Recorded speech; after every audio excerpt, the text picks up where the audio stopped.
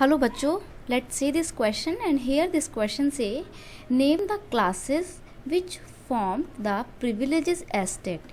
यानी कि आपको उन क्लासेस के नाम बताने हैं जो प्रिविलेजेस एस्टेट फॉर्म करती थी। ठीक है, तो उनके नाम हैं क्लर्जी और नोबिलिटी।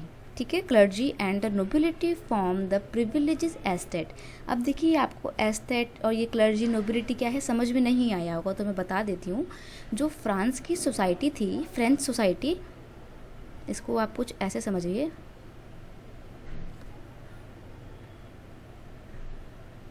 फ्रेंच सोसाइटी जो है वो 3 पार्ट्स में डिवाइड थी।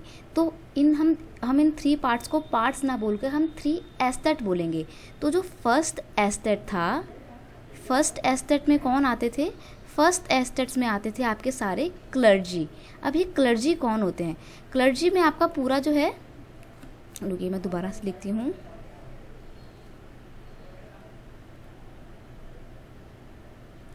क्लर्जी में आपका पूरा का पूरा चर्च डिपार्टमेंट आ जाएगा, जिसमें आपके पोप, पादरी, पास्टर, ये सब लोग आते थे। ठीक है, ये फर्स्ट एस्टेट के लोग हुआ करते थे। सेकंड एस्टेट कौन सा होता था? तो जो सेकंड एस्टेट था, इसमें सारा नोबिलिटी आता था। नोबिलिटी का मतलब होता है जितने भी राजा की फैमिली है, राजा के जितने भी ऑफिसर्स वगैरह हैं, वो सब कुछ नोबिलिटी का पार्ट थे। ठीक है, फिर लास्ट में आता था थर्ड एस्टेट। जो थर्ड एस्टेट था, इसमें सोसाइटी का बाकी का बचा कुचा हिस्सा था, मतलब सब कुछ था।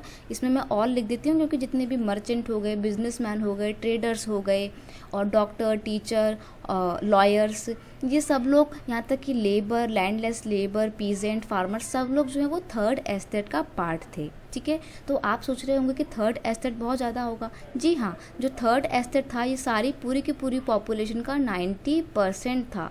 ठीक है, यानी कि अगर 100% पॉपुलेशन माने तो उसमें से 90% पॉपुलेशन किसकी थी? थर्ड एस्टेट वालों की थी। लेकिन जो ऊपर के फर्स्ट और सेकंड एस्टेट है, इनके पास पूरे फ्रांस की लैंड का 60% था। सोचिए, जो 90% पॉपुलेशन है उनके पास सिर्फ 30% लैंड ही बचता है, और जो बाकी की 10% पॉपुलेशन है उनके पास पूरा 60% लैंड था। तो आप इसी से अंदाज़ा लगा सकते हैं कि कितना बुरा हाल था थर्ड एस्टेट का। थर्ड एस्टेट वालों में से बहुत ही कम लोग होते थे जिनके पास लैंड हुआ करता था। सारे के सारे ऑलमोस्ट सब लोग थर्ड एस्टेट के लोग जो हैं वो लैंडलेस हुआ करते थे। ऊपर के जो फर्स्ट और सेकेंड एस्टेट हैं, इनको ये प्रिविलेज मिली हुई थी, इनको ये बर्थ राइट थे स्पेशल, कि इनको किसी भी तरीके का कोई टैक्स पे नहीं करना पड़ता था। वहीं दूसरी ओर जो थर्ड एस्टेट के लोग थे, सारा का सारा टैक्सेस का जो भी भार होता था वो इनको अकेले झेलना पड़ता था।